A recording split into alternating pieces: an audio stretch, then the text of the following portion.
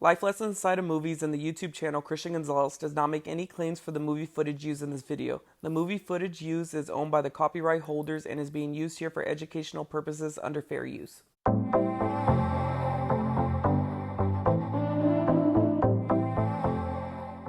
Hello ladies and gentlemen, and welcome to Life Lessons Inside of Movies, show where I break down all of your favorite movies to, well, basically find the life lesson inside of them. For this episode, we got the 2016 Disney animation, Moana.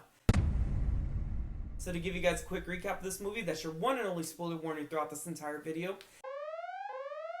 This is a story about Moana of Montanui. She's growing up on an island, she has dreams of going out there and exploring the ocean, but she has a very strict parent, who's also the chief of the village, but with her grandma's passing, the help of the ocean, and the help of everyone's favorite demigod, played by everybody's favorite boulder, and thank you, she goes on this coming-of-age story across the ocean to restore the heart of Tafiti back into its rightful place.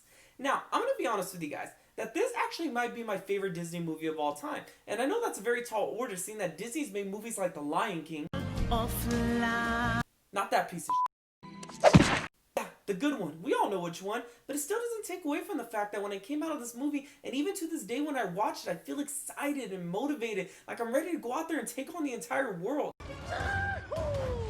Full disclosure, I know this is a Disney movie, and I also know it's rated PG, but I'm also going to dive in a lot deeper than some of you guys are probably expecting. Now, don't worry, I'm not going to get too crazy, because like I just said, it's a Disney movie, but there's going to be some life inside of this movie, and it can get a little bit heavy, so just your forewarning. But anyways, I hate long intros, so let's just jump right into it and figure out how many life lessons I was able to find inside of the movie Moana.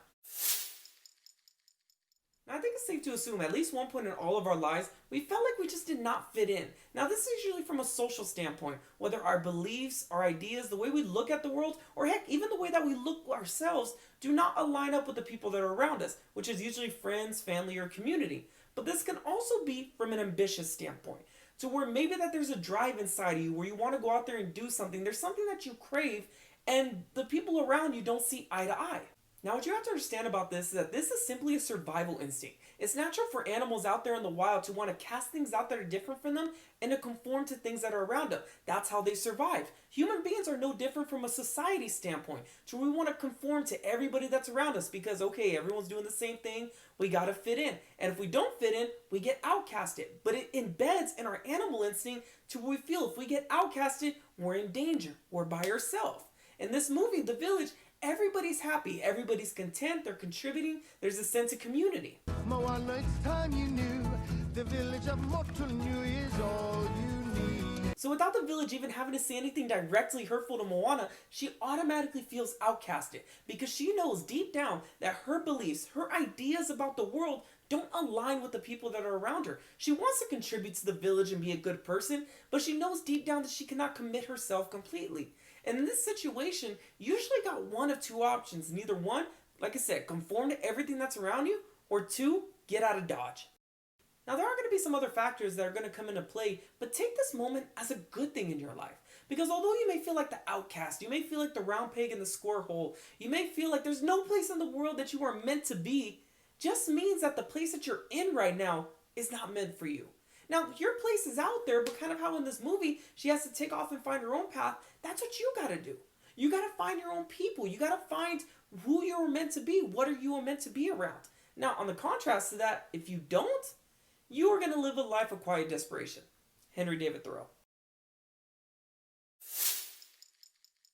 Now, there's a saying that goes, the apple does not fall far from the tree. But in some cases, it does. Because although a parent can look at their kid, and their kid may look like them, talk like them, has similar little tendencies like them, their experiences are going to be different. And ultimately, that's what will shape us as a human being. Our experience will develop our beliefs, our ideas about the world. Now, to give you guys a real-life example for this, and forgive me for not quoting their actual names, in 1931, this man became the first person ever to explore the stratosphere. And in 1960, his son became the first person ever to explore the Marianas Trench.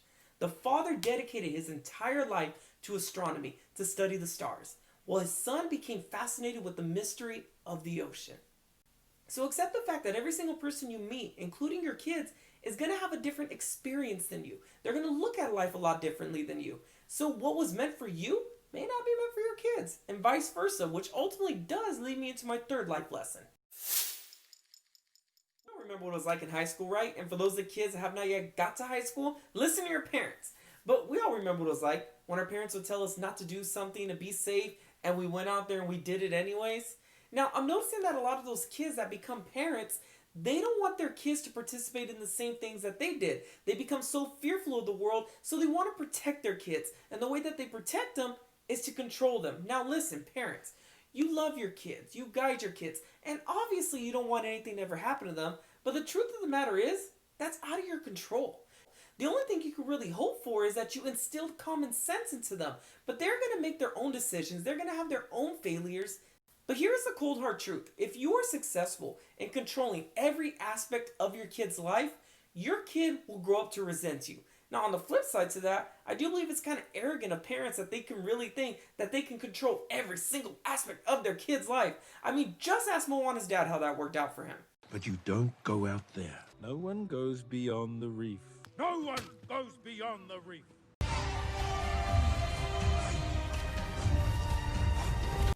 Yeah, Father of the Year award right there. Now coming at number 4 is something that can be controversial to some. Moana obviously has dreams of going out there and exploring the ocean, but she does feel guilty about leaving her family and her village behind. Now some people may want to call this selfishness, that she would even dare think about putting herself over her family and village. But before I go any farther, let me ask you a question. How many of you guys have ever been on an airplane before? What does the flight attendant say if, in some unfortunate circumstances, the mask were to come down? To put it on your kid first? To put it on your neighbor first? No, you put it on yourself first, because it's understood in a survival situation, you have to make sure you are secure before you start helping everybody else out. Because in life, you do have to be a little bit selfish. Now, I'm not talking about taking advantage of someone or stepping on someone to climb the ladder of success, but you do have to be selfish to figure out what path of life best works for you. Now, I know there's a big chance that I might have lost you right there, so I'm going to use the movie to illustrate my point. If Moana didn't have that dream to go out there and explore the ocean, do you think the ocean would have picked her? Or she did not have that burning desire when that moment came where she had to go. Do you think she would have jumped? You see, because in her being selfish and saying that I want to explore the ocean, this is what I want out of life, life presented an opportunity for her to save her village. Now, let me give you guys a real world example, because this isn't just talk. I want to show you guys how people actually take this and apply it to their life. The other day I was watching this movie called Fool's Gold, and it's important to point out that this movie was actually made in 2008. But as I'm watching this movie, all of a sudden I notice Kevin Hart comes out in a role. And I'm realizing that this role was not made for him. They kind of just needed a character and they plugged him in. And then I started to realize how long Kevin Hart has actually been in the acting and comedy game. Tying in with my number 1 life lesson, I think it's safe to assume that Kevin Hart's ambitions didn't match the people that he was probably growing up with. I'm pretty sure he probably got comments thrown at him saying, "Hey Kev, why are you trying to be the next Eddie Murphy? You ain't that funny. Hey man, it ain't gonna work out for you. Just get a regular job like the rest of us." But because he was selfish and understanding, this is what I want out of life. It may take 20 years, but this is something I'm going to strive for because I don't want what everyone else has. And if the voice starts to whisper to follow the farthest star, why not? That voice inside is who you are. It allowed him in the past decade to build a platform to where now he's one of the most recognizable celebrities. But with that platform, it's also allowed him to give back. I've been there, I've done it. Thank God I was able to fix it and get on the right path. And now that I have the knowledge, I want to give it. Because we simply don't know. But once you know what you like, well, there you are. I assume that most of you guys that are watching this have probably in your life had to venture out and do something by now. Whether it was move out, whether it was start a business, whether it was get married. But I also guarantee you that no matter what it was, when you started out in the beginning, you probably sucked. Sorry, lost my composure for a second. But the same goes for Disney princesses. Okay, first, I'm not a princess. But wait. If you wear a dress and you have an animal sidekick, you're a princess. But this movie is one of the most accurate representations of life. When Moana has to go, she goes. She has no training. And what happens? She flips over the boat. She almost dies on several occasions. But she figures it out. Now, how does she figure it out? She problem solves. She solves one problem. That leads to another problem. That leads to another problem. And if you solve enough problems in life, eventually you can go from this to this. If I was a life coach, this would basically be my model right here. You can't really get any simpler than that, because in life, whenever you start off, you're not going to know what to do. You're going to have 100 problems. But you solve one problem and you solve another problem, and eventually you'll level out. And I'm not going to say it's going to get easier, but you'll start to get the hang of it. Here's something that everybody needs to hear, including me sometimes, is that we do not know everything. Now, we may say that, but do we actually practice that? And by practice that, I mean, do we understand that we need guidance, so therefore we go and seek it out? Probably not. Teach me to sail. Like I said in my previous life lesson, every single day we're solving problems, and that can get overwhelming. But what if we actually sit down to talk with someone that, here's a key factor, has our best interest in mind, knows what direction of life that we are going, and they can simplify life a little bit. We all know the idea of a coach. It's because when you're playing the game, everything's chaotic, everything's running around. Sometimes it's hard to pick up on the little key things. But our coach can see the whole picture and tell us, do this, do not do that. And it can make the decision making a little bit easier. What's in there? The answer to the question you keep asking yourself. Because here's the thing, what happens if one day you make the wrong decision and 20 years down the road, you end up feeling the effects of it? But by simply talking with someone, simplifying everything, they could probably tell you, do not do this now because it will affect you later on in your life.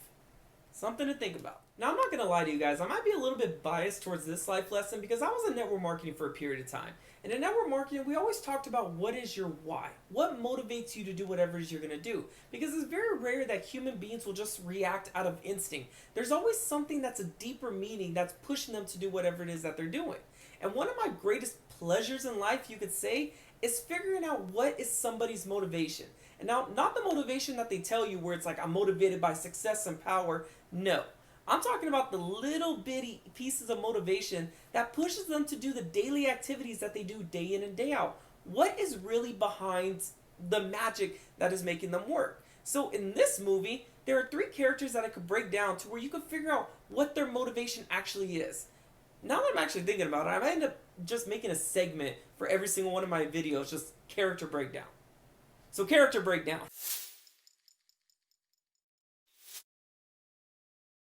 Okay, this one's pretty easy. For the 100th time in this video, Moana wants to go out and explore the ocean, but she does it when it's only for her. It takes the realization that her village might perish if she doesn't go on this journey. So 1, she's motivated by family.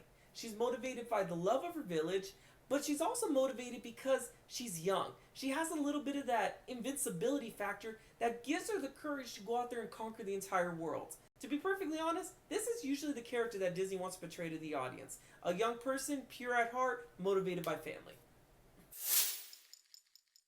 This one's actually very common in people, so pay attention. Moana's dad is motivated off of a very negative experience. Now, this could take a toll on anyone, losing your best friend, and even worse, feeling responsible for it. But the problem is he never dealt with that trauma. Almost like PTSD, he let it harden and form to where when the moment came where his village might actually starve, but the only thing he keeps on saying is, No one goes beyond the reef. Now here's something I learned simply by just observing people.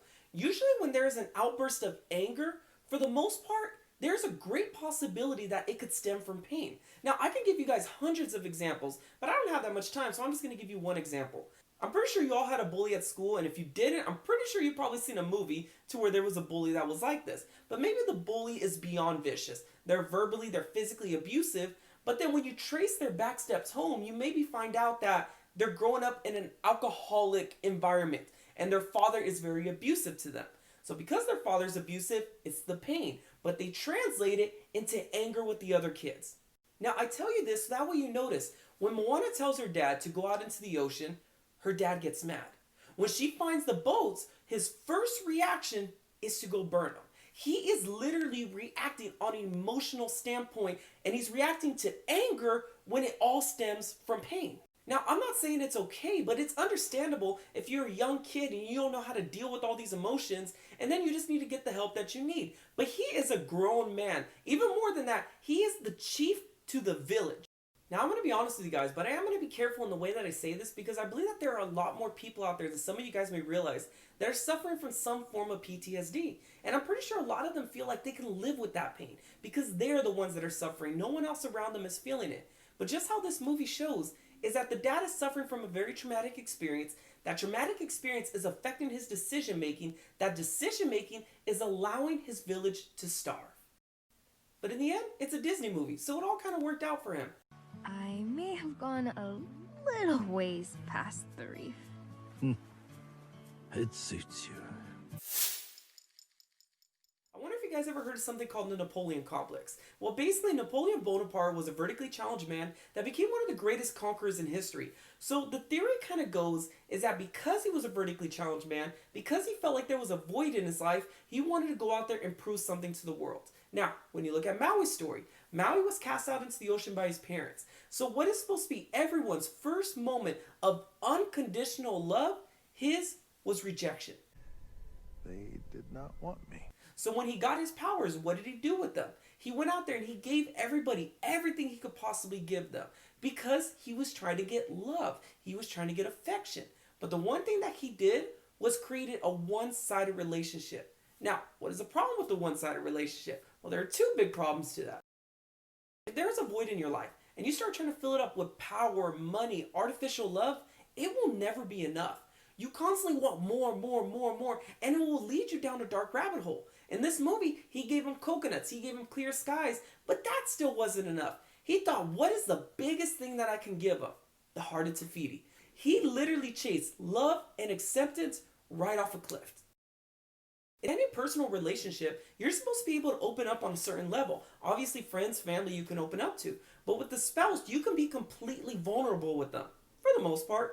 But he couldn't. He wasn't Maui. He was Maui, shapeshifter, demigod of the wind and sea, hero of men. But because he led with that persona, he became a larger-than-life figure. He couldn't have a genuine relationship with anyone that he came across.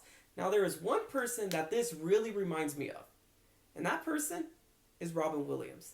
If you guys watch any of his interviews towards the end, when even he's talking about depression, he still felt a constant urge to want to make the other person laugh. I need help, and that's the operative word. Then suddenly, Bobby! for a moment, our interview explodes. It's Robin unleashed. 1 second, he's Tom Cruise. My baby! I love her! Are you back? I'm back. Yeah, thank you. Right. He wasn't just a random person that was suffering from whatever he was suffering from. He was Robin Williams. And I feel like somewhere in his mind, that stopped him from getting the help that he needed. That there is this thing of, the world sees one thing, and what am I like at home? Different, because I can't always be on. As for Maui, he felt lonely until one island girl decided to take interest in him. And after rejecting her because he didn't really know how to handle that type of attention, he ended up realizing that he would give up anything for her. So literally the power of one genuine relationship. In my fourth life lesson, I talked about if you force someone to do something, it will lead to resentment. Now here's a little golden nugget of knowledge for you guys. If you are in a leadership position or simply just having influence over someone, it's all about guidance. Twice in this movie, Moana quit, once with the grandma and once with the ocean. And in both occasions, instead of forcing her, they basically said, Okay. But here's the thing, in both occasions, Moana knew it wasn't the right decision. Why aren't you trying to talk me out of it? Here's something that I do believe in is that for the most part, people do know what the right decision is for their lives. Now, there are some occasions where people will make the wrong decision when it's the easier decision or they're being influenced by other people to make a certain decision. But this is forcefulness. The true art of leadership is all about guidance. Now, lastly, we come to the final life lesson of this movie, or what I presume to be the most important life lesson inside of the movie Moana. Has the capability of being a little controversial, but I don't care. Now, I hope when you guys were watching this movie, you probably had the same thought that I did, which was, couldn't the ocean put the heart of Tafiti back itself? I mean, no islands had to be lost, no villagers had to be lost, didn't have to keep people in fear of exploring as long as it did. I mean, look at those rocks, that was a long time. But when the ocean finally did pick someone, it didn't pick no experienced warrior. No, we got this. Moana? And it totally made the trip easy. What? But I want to ask you something. Does the ocean remind you of anything? Because while I was watching this movie, I couldn't help but see an uncanny resemblance between the ocean and God. Now think about it. Both are all powerful, Both can provide yet take away. Now, I know this movie sets up Te Fiti to basically be the deity, but I saw a more personal relationship between Moana and the ocean. And what really stood out to me is knowing that myself and many others have had a moment like this with God. Why did you bring me here?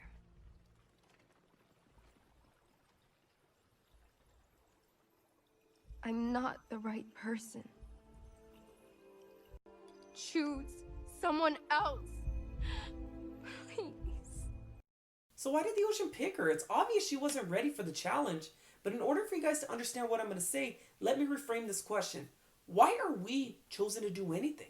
Because half the time we automatically feel inadequate for the challenge, and then right when we feel like we're starting to get a hold on things, it's almost like if the universe times that stone just right to hit us at the most inopportune moment. And for some people, those moments can easily turn into the worst days of their life. And for others, moments like that can leave a person permanently broken. Now, I know most of you guys have probably felt a moment like this, where you just feel lost, defeated, like not a soul in the world cares. But one thing this movie shows is no matter where you are in the world, no matter what stage of life you're in, you are never alone. There's always that power greater than our own that is guiding us, and maybe not through their hand directly, but through our neighbor's hand, watching us solve problem after problem, enduring everything we could possibly endure. And when those moments get really, really tough, where we feel like there's no hope in sight, somehow, some way, things always kind of work out. Maui? So what if the ocean, God, universe picks us? Not because we're ready right now for the task at hand, but what the task can turn us into. There are plenty of stories out there of people taking the worst days of their lives and making something positive out of it. So there's a great possibility that in your worst day lies the seed for you to become a beacon of hope, becoming an inspiration or a mentor, or quite possibly just simply giving you the wisdom to become a better father or mother. So that's it. I got 9 life lessons inside of the movie Moana, and I'm honestly kind of hoping that you guys are probably sitting back thinking, damn, he dived in a lot deeper than I thought he was going to dive in. Well, as you probably tell by now, I tend to overthink a lot of things. But if there's any life lessons that I missed, I encourage you guys to go back, watch the movie, put it in the comment sections, tell me what you guys saw that I didn't. So, until next time, I'm Christian Gonzalez, and thank you guys for listening.